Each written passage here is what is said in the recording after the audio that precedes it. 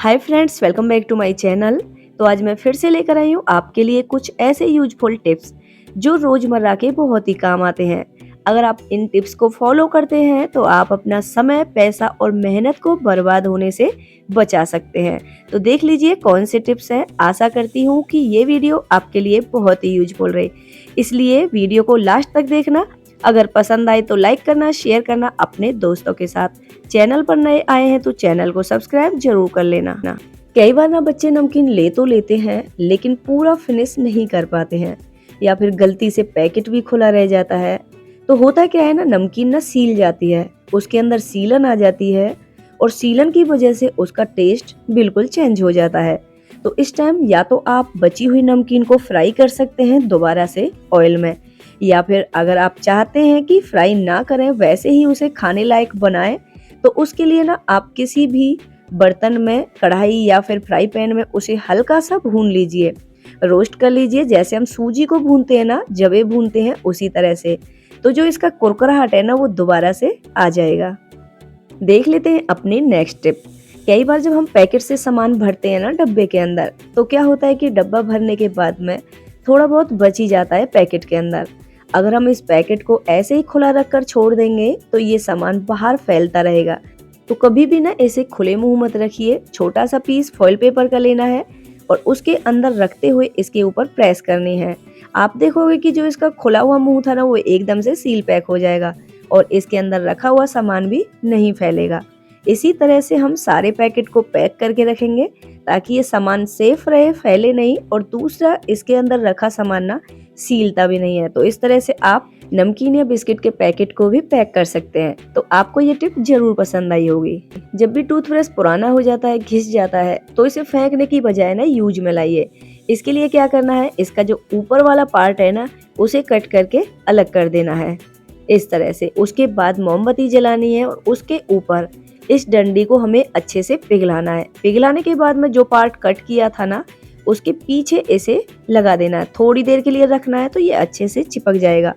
अब ये एक क्लीनिंग ब्रश बनकर रेडी हो गया है। जैसे चिमनी की जो प्लेट होती है ना, ये देखिए कितनी गंदी है। अब हम इन्हें ना हाथ से साफ करते हैं जूने के साथ। तो होता क्या है कि हमारे हाथ ना कटने का डर रहता है। इसकी जो ये पट्टियां हैं ना, बहुत ही शार्प होती हैं। तो इस तरह से इस ब्रश से आप बहुत ही ईजिली से इसे साफ कर सकते हैं। बहुत ही अच्छा तरीका है, क्लीनिंग के काम आने वाला ब्रश है। आप कई तरह से इसका इस्तेमाल कर सकते हैं। चिमनी की प्लेट साफ कर लीजिए, या फिर इसका यूज आप ना फर्नीचर को साफ करने में, मिक्सी को साफ करने में, और जो मिक्सी के जार होते हैं ना, उनको भी बहुत अच्छे से क्लीन कर देता है।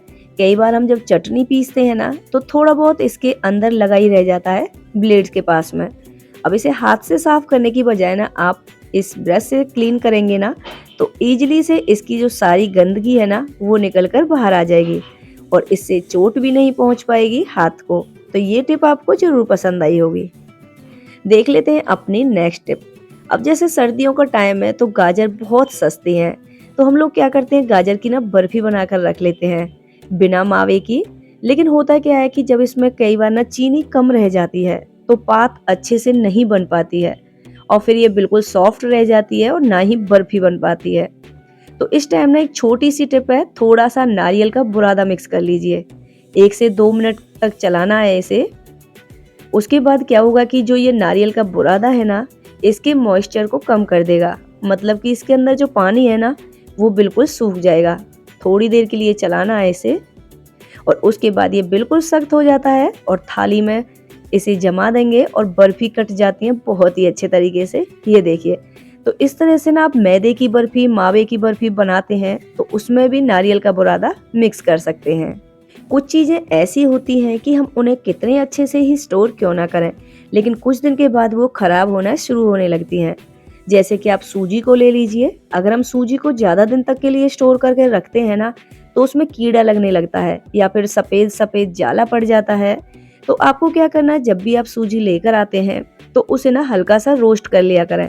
ज्यादा कलर चेंज नहीं करना है, हल्का सा भूनना है और ठंडा होने के बाद इसे किसी डब्बे के अंदर भर कर रख देंगे।